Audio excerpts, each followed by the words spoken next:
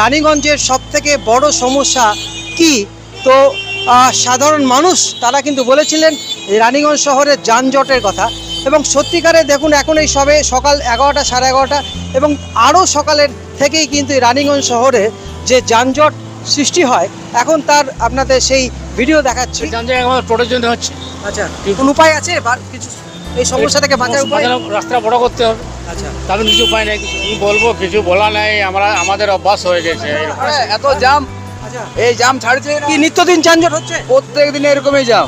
হ্যাঁ বন্ধুরা, কথায় আছে গোদের উপরে বিষ ফোড়া, একই কিন্তু এই যানজট, শহর জুড়ে যানজট, তার সঙ্গে এই যে রাস্তা খারাপ এই মুহূর্তে আপনাদের সেই এখন মেন রোড এনএসবি রোডের এই রাস্তা এই এখন এই অবস্থা হাল হাকিকত আপনাদের সামনে তুলে ধরছি।